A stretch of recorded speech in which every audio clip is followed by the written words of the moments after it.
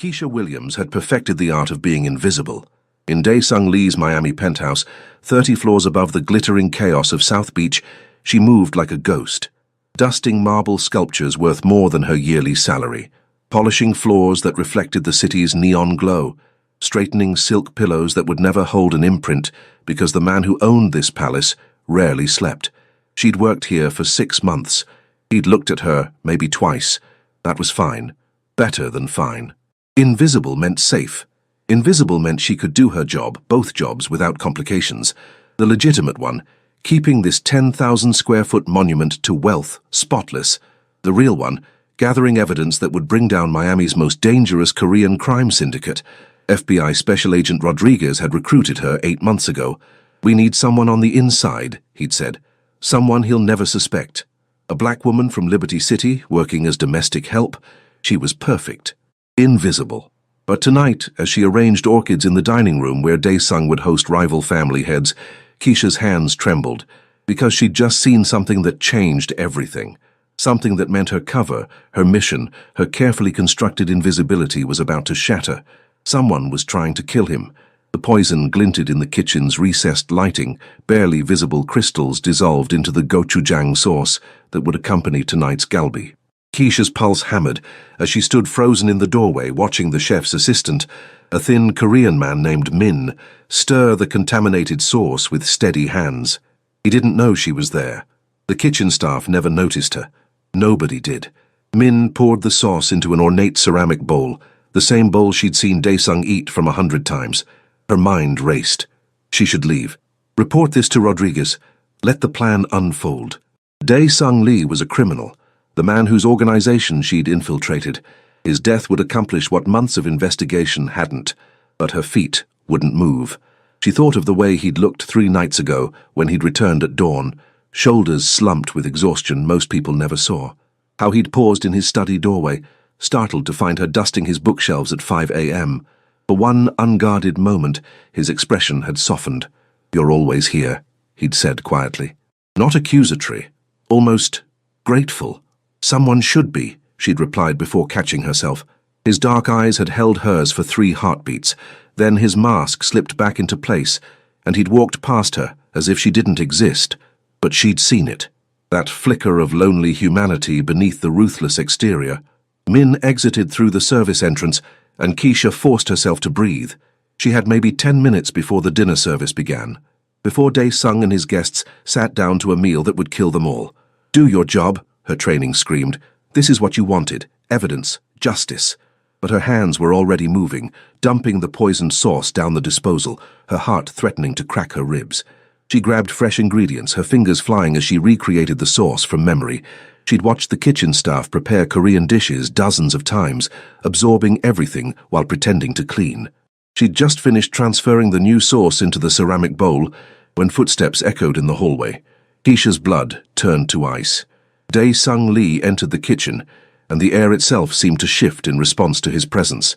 6'2" of lethal grace, dressed in black slacks and a white shirt with 4 buttons undone, revealing the black ink of his neck tattoo, a tiger in mid-strike, Korean calligraphy flowing down his collarbone. His dark hair was pushed back, jaw sharp enough to cut, eyes like obsidian chips that missed nothing. Those eyes fixed on her now with laser focus. "What are you doing in here?" His voice was smooth, controlled, with the barest trace of a Korean accent. He spoke English perfectly. Second generation, born in LA, raised between 2 worlds. Keisha's mind blanked. She was still holding the bowl of sauce. The disposal was still running. Her voice cracked. "Mr. Lee, the dinner starts in 5 minutes. He stepped closer and she caught his scent. Expensive cologne and something darker, dangerous. "Why is my maid in the kitchen?" "Don't eat that." The words burst from her lips before she could stop them. Dae-Sung froze, his eyes narrowed. "Excuse me?" The sauce, the gochujang, it was... She couldn't say poisoned. Couldn't reveal she'd been watching, investigating, knowing things a simple maid shouldn't know. Something was wrong with it. I saw something in it. Crystals. It didn't look right. Crystals." His tone was flat, skeptical. He moved closer, invading her space until she had to tilt her head back to meet his gaze. This close, she could see the thin scar cutting through his left eyebrow, the exhaustion bruising the skin beneath his eyes. And you decided to throw away tonight's dinner preparation because you saw crystals? Yes. Her hands were shaking so badly, the bowl rattled. I know it sounds crazy, but I swear, who are you? The question was sharp as a blade. I'm Keisha, your maid. I've worked here for... I know your name. His hand shot out, gripping her wrist, not painfully, but firm enough to hold her in place. His skin was warm against hers. I'm asking who you really are, what game you're playing. I'm not playing anything, I'm trying to save your life. Why would a maid care if I live or die? The question hung between them, loaded with suspicion and something else, genuine curiosity, as if the concept of someone caring about his survival was foreign. Because... Keisha's throat tightened. Because nobody deserves to be poisoned. Not even you. His eyes searched her face, and she realized with a start that this was the longest he'd ever looked at her. Really looked. Seeing her for the first time, the warm brown skin, the natural hair she kept pulled back in a simple bun, the curves her uniform couldn't quite hide, the intelligence in her dark eyes that she usually kept carefully veiled. Not even me, he repeated softly. You know what I am, what I do. I know you're dangerous. I know people fear you. I know... She stopped herself before saying too much. I know you're not the kind of man people usually try to save. A muscle ticked in his jaw. His grip on her wrist loosened but didn't release. Show me. What? The original sauce, where is it? I destroyed it. Down the disposal. His eyes flashed with something dark. Anger or fear, she couldn't tell. Then you've just made yourself my only witness. My only proof that tonight's dinner was compromised. He released her wrist and pulled out his phone, rapid-fire Korean filling the space between them as he barked orders to someone on the other end. When he finished, his attention returned to her with an intensity that made her skin prickle. The dinner is cancelled. My guests will be disappointed. The way he said it suggested disappointment would be the least of anyone's problems. But first, you're going to tell me everything. Who you saw, what you saw, every detail. I told you. No. He stepped even closer, and now she was trapped between his body and the kitchen counter, heat radiating off him like a furnace. You told me what you did. Not why. Not why a maid who I barely acknowledge risks her job, maybe her life, to save mine. Keisha's breath came shallow. She could feel the hard edge of the counter pressing into her lower back, could feel the dangerous warmth of him inches away. His eyes bore into hers, demanding truth she couldn't give. Maybe I'm just stupid, she whispered. No. His hand came up, fingers brushing her jaw in a touch so gentle, it contrasted violently with everything else about him. You're many things, Keisha Williams, but stupid isn't one of them. The way he said her name, carefully, as if tasting it, made something low in her stomach clench. So I'll ask you again. His thumb traced her cheekbone, and his voice dropped to a lethal whisper. Who are you really? And why do you care if I die? 3 hours later, Keisha sat in Dae-sung's private study, a room she'd cleaned but never truly entered. Floor-to-ceiling windows overlooked Miami's glittering coastline, shelves lined with Korean literature and American philosophy, a desk that probably cost more than her car, and security footage playing on multiple screens. There. Dae-sung froze the image, his finger pointing to the timestamp. Min Soo-jin, kitchen assistant for 8 months, hired through our standard vetting process. Keisha leaned forward, studying the grainy footage of Min carefully adding the poison to the sauce. Her sauce. The sauce meant for Dae-sung's mouth. Who sent him? She asked. Dae-sung's expression was carved from stone. That's what we're going to find out. We? She turned to face him. He'd shed his jacket, and the white shirt pulled across broad shoulders as he braced his hands on the desk. The neck tattoo seemed alive in the low light, the tiger ready to pounce, Korean characters spelling out something she couldn't read. You're involved now, whether you want to be or not. His eyes found hers. You saved my life. That creates complications. I just did what anyone would do. No. He moved around the desk with predatory grace. Most people would have let it happen, especially someone in your position. Her heart stuttered. My position? A black woman working as a maid for a Korean crime boss. His lips curved into something too sharp to be a smile. You think I don't know how my staff sees me, how this city sees me? You had every reason to walk away, to let me die, but I didn't. No. He stopped in front of her chair, and she had to tilt her head back again to maintain eye contact. God. He was tall, imposing, the kind of presence that filled a room and demanded submission. You didn't, and now someone knows you interfered. Min is missing, fled the moment he realized the dinner was cancelled. Whoever hired him will know their plan failed. Cold dread settled in Keisha's stomach. They'll know I stopped it. Yes. No hesitation. No false comfort. Which means you're not safe here anymore.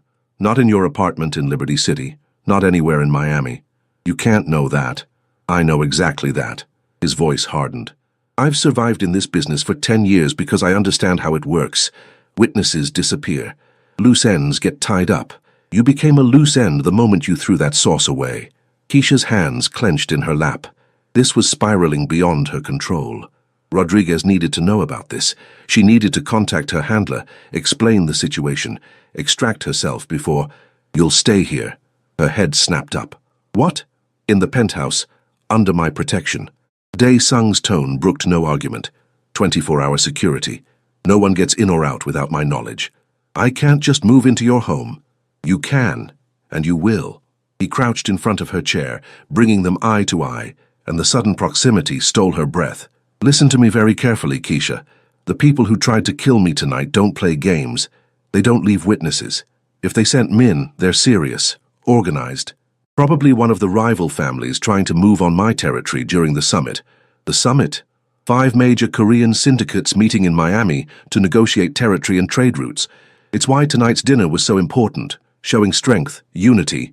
His jaw clenched. Someone wanted me dead before those negotiations even started. Keisha's mind raced. Rodriguez had mentioned the summit. It was the whole reason she'd been activated as an asset, to gather intelligence on the meeting. So you'll use me as bait, she said quietly. Something flickered in his eyes, surprise, maybe respect. Smart. Yes, partially. If whoever sent Min thinks you're under my protection, they might make another move, get sloppy, and I might die in the process. Not while I'm breathing. The vehemence in his voice startled her. He reached out, his hand cupping her chin, tilting her face toward his. I don't let people who save my life die for their trouble. Call it a code. Call it pride. Call it whatever you want, but you're mine to protect now. Yours to protect.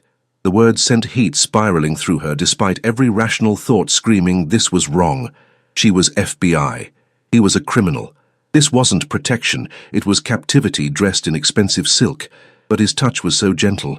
His eyes held hers with an intensity that felt like being seen for the first time in her life.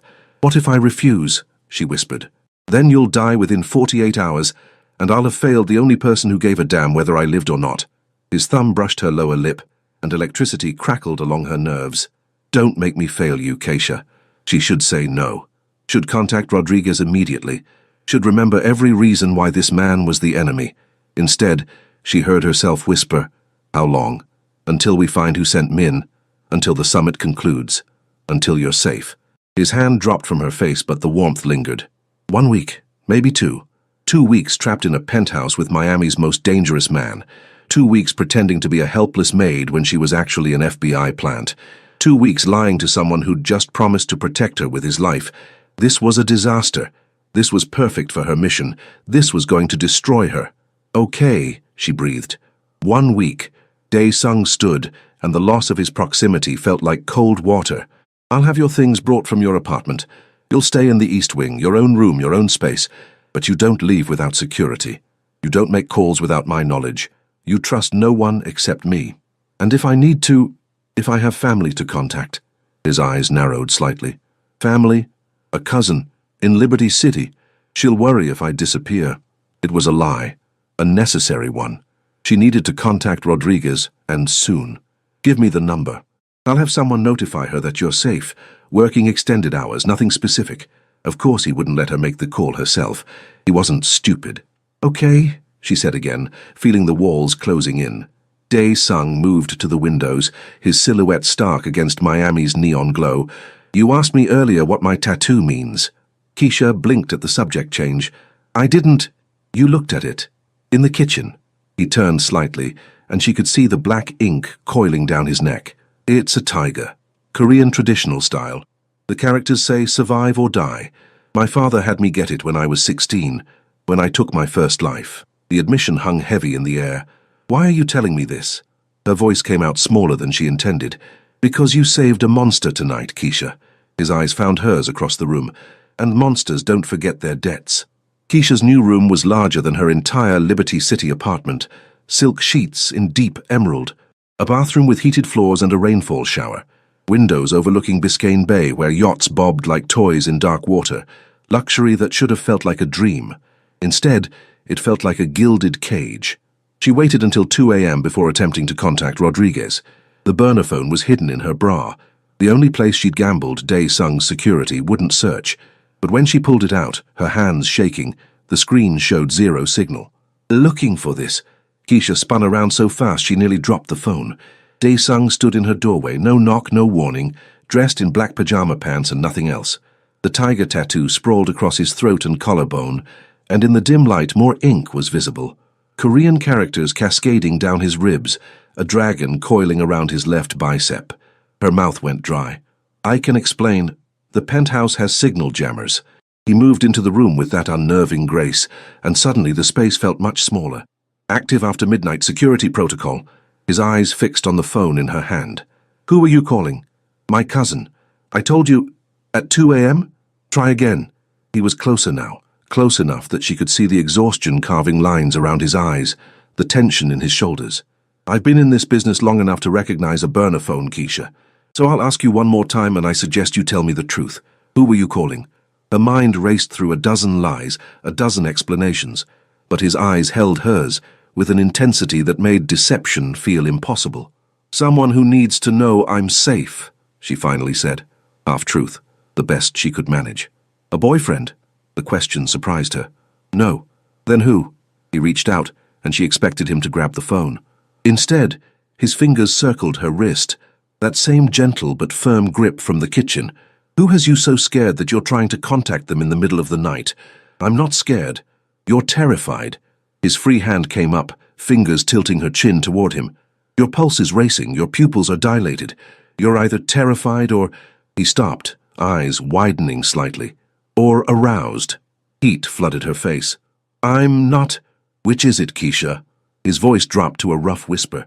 Are you afraid of me? Or attracted to me? Both, she admitted before she could stop herself. The word hung between them, electric and dangerous. Dae-sung's pupils dilated, his grip on her wrist tightening fractionally. For one breathless moment, she thought he might kiss her, thought she might let him. Then he released her and stepped back, running a hand through his dark hair. This is a bad idea. What is? This. You. Everything about this situation. But his eyes never left her face. You saved my life and now I can't stop thinking about you. Can't stop wondering why you did it. Can't stop noticing things I shouldn't notice. Like what? Her voice came out husky. Like the way you bite your lower lip when you're nervous. Like how your eyes flash when you're angry. Like... He stopped himself, jaw clenching. Like I said. Bad idea. Keisha's heart hammered. This was dangerous territory. Forbidden. Wrong on every level. But God help her. She wanted to step closer. Wanted to trace that tiger tattoo with her fingers. Wanted to know if his lips were as soft as they looked. Why is it a bad idea? She heard herself ask. Because I'm a criminal. Because you're... He paused, studying her with those two intelligent eyes. Because you're hiding something. Something big. And when I find out what it is, one of us is going to get hurt. The observation was too close to truth. Too perceptive. Maybe I'm just a maid who made a stupid choice, she deflected. No. He moved closer again and her back hit the wall. She hadn't even realized she'd been retreating. You're not just anything, you're smart, observant. You notice details in that kitchen that most people would have missed. You move like someone with training, not housekeeping training, something else. Panic clawed at her throat. You're being paranoid. Paranoia has kept me alive this long. His hands braced on either side of her head, caging her in. So tell me, Keisha Williams from Liberty City, what are you really doing in my home? Keeping it clean? The sarcasm was defensive, desperate. His lips curved into something dark and amused. Try again. What do you want me to say? That I'm some kind of spy?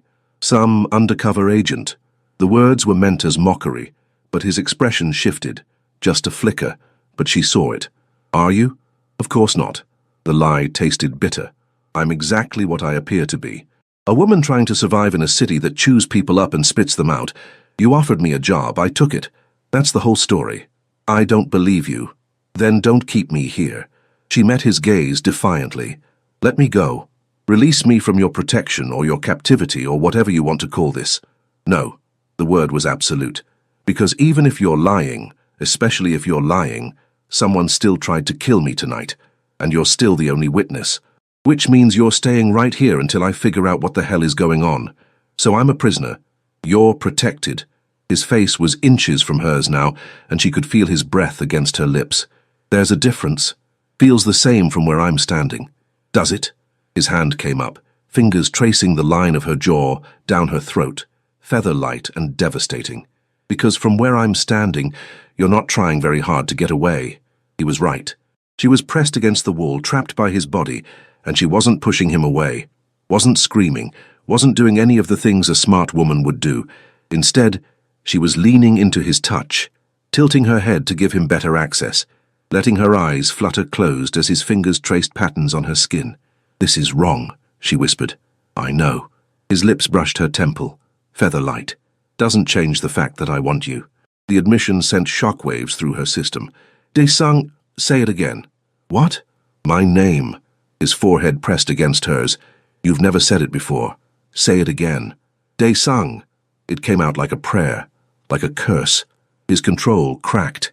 She felt it in the way his body tensed, the way his breathing roughened. For one electric moment, she thought he would close the distance, would claim her mouth with his, and damn the consequences. Instead, he pulled back, putting deliberate space between them. "Get some sleep," he said roughly. "We have a long day tomorrow. The summit begins, and I need to know who betrayed me before the other families arrive."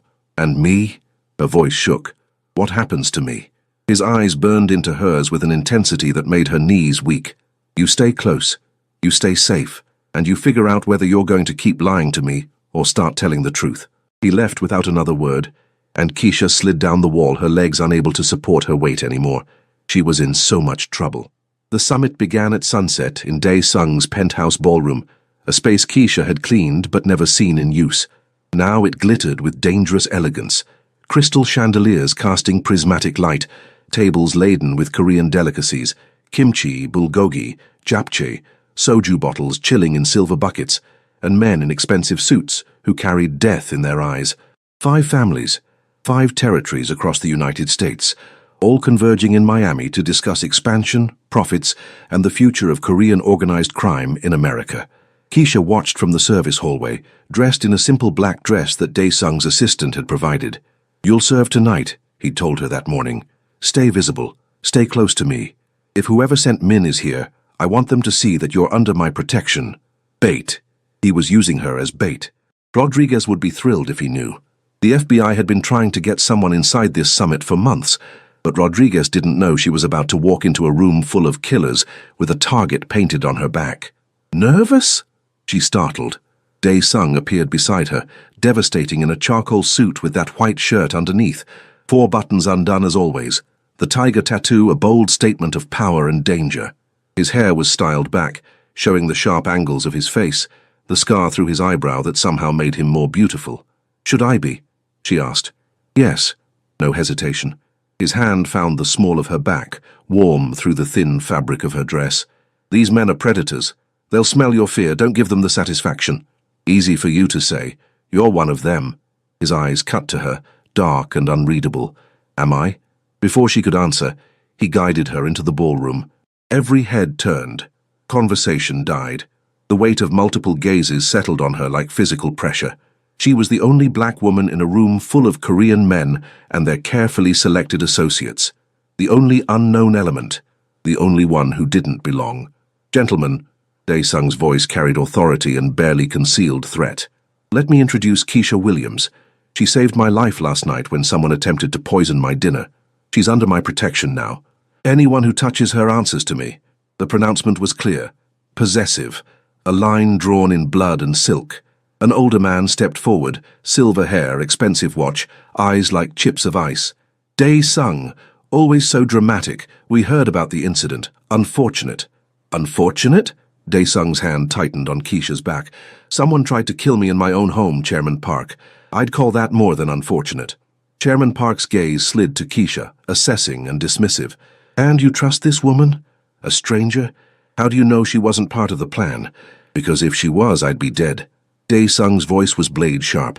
Instead, she destroyed the evidence and saved my life. That buys a great deal of trust.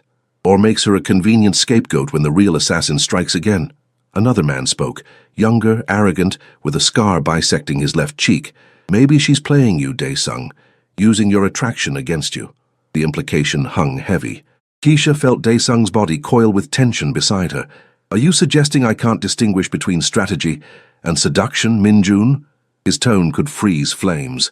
Or are you volunteering information about last night's attempt? Min-jun's expression flickered, just a fraction, but enough. I'm suggesting that bringing an outsider to this summit is a dangerous move. She doesn't belong here. She belongs where I say she belongs. Dae-sung pulled Keisha closer, his arm sliding around her waist in a gesture that was both protective and proprietary. Anyone have a problem with that? Silence, heavy and loaded with unspoken threats. Then Chairman Park smiled, a thin, sharp expression that didn't reach his eyes. Of course not. Your household, your rules. Shall we begin the discussions? The tension broke like a snapped wire. Conversations resumed. Men moved toward the tables. But Keisha felt the undercurrents. Suspicion, resentment, and something darker. Calculation. That went well, she murmured as Dae-sung guided her toward the bar. That was a warning shot. He poured 2 glasses of soju, pressing one into her hand. Min-jun is Park's nephew, second in command of the Los Angeles territory. If he's defensive, it's because he has something to hide. You think he sent Min? I think Park's family has been trying to expand into Miami for the past year. I think poisoning me during the summit would create chaos and opportunity. His eyes tracked Min-jun across the room. And I think they just revealed their hand by getting defensive. Keisha sipped the soju, the burn grounding her. So what now? Now we play the game, smile, serve drinks. Listen. His hand found hers under the bar, fingers intertwining in a gesture hidden from the others. And stay close to me. If they make a move, it'll be tonight. The next 3 hours were a masterclass in tension. Keisha moved through the room with a silver tray, serving drinks and appetizers while listening to conversations in Korean, a language she'd learned at the FBI Academy but pretended not to understand. She heard enough to make her blood run cold. Territory disputes, shipments of illegal goods, money laundering through legitimate businesses, everything Rodriguez needed for indictments that would cripple these organizations. And she couldn't record any of it. You look troubled. Keisha turned to find Min-jun beside her, too close, invading her space with deliberate intimidation. Up close, she could see the cruelty in his eyes, the violence barely leashed beneath his expensive suit. Just focused on my work, she replied evenly. Your work. He smiled, and it was a predator's expression. Interesting choice of words for someone who's more prisoner than employee. Tell me, does Dae-sung keep you locked in that penthouse, or are you free to leave whenever you want? I'm exactly where I want to be. Are you? His hand shot out, gripping her wrist, tight enough to hurt. Or are you in over your head? A little girl playing in a world of monsters. Let her go, Min-jun. Dae-sung's voice cut through the space like a blade. He was there in seconds, his hand clamping on Min-jun's shoulder with enough force to make the other man wince. She's clumsy, Min-jun said smoothly, releasing Keisha's wrist. Almost dropped her tray. I was steadying her. Liar! Dae-sung's eyes promised violence. Touch her again, and I'll break your hand, family alliance or not. Min-jun's smile turned vicious. So protective. One has to wonder what she's giving you to earn such loyalty. Or is it just the novelty? I've heard American men have certain preferences for exotic women. The racist implication made Keisha's vision go red. But before she could respond, Dae-sung moved. His fist connected with Min-jun's jaw, a controlled hit that sent the man stumbling backward into a table. Glasses shattered. Conversation stopped. Every eye in the room fixed on them. You want to question my judgment? Dae-sung's voice was deadly calm. You want to insult her? Go ahead. But understand that every word against her is a word against me, and I don't tolerate disrespect in my home. Chairman Park surged forward. Dae-sung, this is inappropriate. What's inappropriate is your nephew attempting to intimidate someone under my protection. Dae-sung didn't back down. What's inappropriate is him questioning my authority. What's inappropriate is sending an assassin to kill me and thinking I wouldn't figure out who was responsible. The accusation hung in the air like a bomb. Park's expression went cold. You're making serious allegations. I'm stating facts. Dae-sung pulled out his phone, pulling up footage. Min Soo-jin, kitchen assistant. Hired 8 months ago through a staffing agency your family owns. Disappeared the moment the poisoning attempt failed. Want to explain that? The room erupted. The summit dissolved into chaos within minutes. Chairman Park denied everything. Min-jun lunged at Dae-sung with a knife that appeared from nowhere. Security swarmed. Gunshots echoed, warning shots into the ceiling that sent crystal raining down like deadly snow. And Keisha ran, not away from danger, toward it, because Min-jun's knife was aimed at Dae-sung's throat, and her body moved before her brain engaged. She grabbed a soju bottle from the bar and swung with everything she had. Glass exploded against Min-jun's temple. He went down hard, blood streaming down his face, the knife clattering across marble floors. Silence descended like a hammer. Every person in the room stared at her, at the black woman who'd just assaulted a high-ranking member of the Park family, at the maid who'd proven she was anything but helpless. Keisha. Dae-sung's voice was rough with something she couldn't identify. What did you just do? Saved your life again. Her hands were shaking, adrenaline screaming through her veins. You're welcome. Chairman Park's face was purple with rage. She attacked my nephew. This is an act of war. Your nephew attacked me first. Dae-sung moved to Keisha's side, his body a shield between her and the room. She defended me, as is her right under my protection. She's a civilian. She's mine. The possessiveness in those two words made Keisha's breath catch.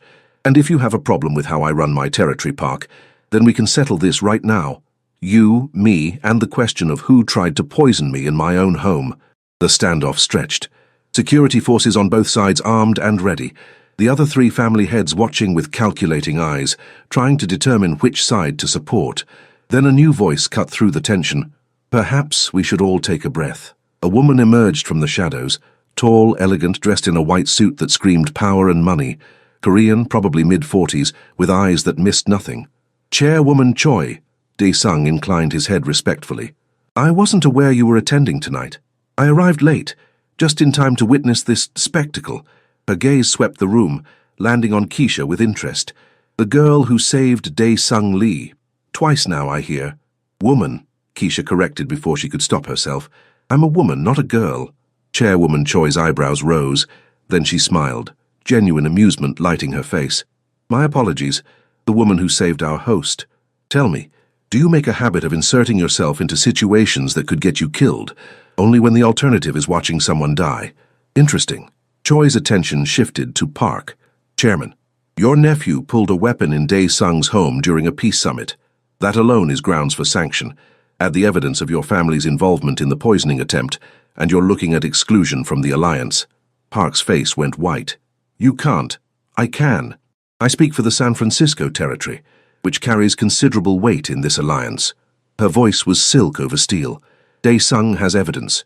He has witnesses. He has cause. What he hasn't done is declare open war, which shows remarkable restraint. I suggest you take your nephew and leave before that restraint runs out. The power play was masterful. Within minutes, Park and Min-jun were escorted out by security, their protests falling on deaf ears. The other family heads murmured amongst themselves, recalculating alliances and territories in light of this new development. Chairwoman Choi approached Keisha, studying her with unnerving intensity. You're either very brave or very stupid. A little bit of both, Keisha admitted. I like you. Choi glanced at Dae-sung. Keep her close. Women who fight for what they believe in are rare in our world. Don't let her get away. I don't plan to. Dae-sung's hand found Keisha's, threading their fingers together. Thank you for your support, Chairwoman. Thank me by surviving long enough to take your father's place as head of the East Coast Alliance. Choi's expression softened fractionally. He would be proud of you tonight, standing for your principles even when it cost you politically. After she left, the summit attendees gradually departed, offering condolences and thinly veiled threats in equal measure. By midnight, the ballroom was empty, except for Dae-sung, Keisha, and the cleanup crew removing the evidence of violence. You shouldn't have done that, Dae-sung said quietly. Keisha turned to face him. Which part? Destroying the poison? Warning you? Or hitting Min-jun with a bottle? All of it. But his eyes betrayed him, warm with something that looked dangerously like affection. You put yourself at risk. For me. You keep saying that like it surprises you. It does. He stepped closer, and the ballroom suddenly felt intimate despite its size. I've spent my entire life surrounded by people who would sell me out for the right price, people who follow me out of fear or greed or ambition. No one has ever... He stopped, jaw clenching. No one has ever chosen me because they thought I was worth saving. Keisha's heart cracked. Dae-sung, I know you're hiding something. His hands cupped her face, thumbs stroking her cheekbones. I know you're not just a maid. I know there are secrets between us that could destroy whatever this is becoming, but right now in this moment I don't care. You should care. I know. His forehead touched hers. But I can't seem to make myself push you away. Can't seem to remember all the reasons why this is a terrible idea. Because it is, she whispered. The worst idea. Dangerous and stupid, and he kissed her, soft at first, tentative, as if asking permission, then deeper. When she gasped against his mouth, her hands fisting in his shirt, pulling him closer. He tasted like soju and danger, and something uniquely him that made her head spin. His arms wrapped around her waist, lifting her until her feet left the ground. She wound her legs around his hips instinctively, the kiss turning desperate, hungry, everything they'd been holding back for days exploding between them. When they finally broke apart, both breathing hard, Dae-sung's eyes were black with desire. Tell me to stop, he rasped. Tell me this is wrong and I'll walk away. She should. God, she should. She was FBI. He was a criminal. This was the biggest mistake of her life. Instead, she pulled him back down for another kiss. Don't stop, she breathed against his lips. Please don't stop. He carried her out of the ballroom, through the penthouse to his private suite, a space she'd never entered. The door closed behind them, and the last of Keisha's rational thought dissolved. Tomorrow she'd contact Rodriguez. Tomorrow she'd remember her mission. Tomorrow she'd face the consequences of falling for the man she was supposed to betray. But tonight she was just Keisha, and he was just Dae-sung. Two people who'd saved each other's lives. Two people who couldn't stay away from each other no matter how dangerous the attraction. Two people who were about to make the kind of mistake that changes everything. His hands found the zipper of her dress. Her fingers worked the buttons of his shirt. The tiger tattoo was revealed inch by inch, and she traced it with her lips, feeling him shudder beneath her touch. Keisha. Her name was a prayer, a plea, a promise. I'm here, she whispered. I'm right here. And she was. Completely. Utterly. Despite every reason she shouldn't be. The night swallowed them both. 3 months later, Keisha stood in the Miami FBI field office, facing Special Agent Rodriguez across a steel table. You compromised the entire operation, he said coldly. Fell for the target. Destroyed months of work. I saved lives, she corrected. Including his. He's a criminal. He's a man trying to survive in a world that's been trying to kill him since he was 16. She met Rodriguez's glare steadily. And I'm done. I quit. She'd made her choice the morning after the summit. Waking in Dae-sung's arms, watching sunrise paint his face in gold, seeing the vulnerability he only showed her, she'd told him everything. The FBI, the mission, her real purpose in his home. He should have killed her. Had every right to. Instead, he'd held her while she cried. I know, he'd whispered. I've known for weeks. Had you investigated the moment you saved my life? And you kept me anyway? I kept you because you chose me over your duty. Because you're the first person who ever saw me as more than a monster. His lips brushed her temple. Because I'm in love with you, Keisha Williams, and I don't care what that costs me. Now she walked out of the FBI building into Miami sunshine, where a black car waited at the curb. Dae-sung leaned against it, devastating in jeans and that white shirt. 4 buttons undone, tiger tattoo on full display. Ready? He asked. She thought about everything she was giving up. Her career, her mission, the life she'd planned. Then she thought about everything she was gaining, him, them, a future neither of them had expected, but both desperately wanted. Ready, she confirmed. He opened the door, and she slid inside. Together they drove into their dangerous, impossible, beautiful future. Some love stories start with a poison, some with a warning. Theirs started with both and survived anyway.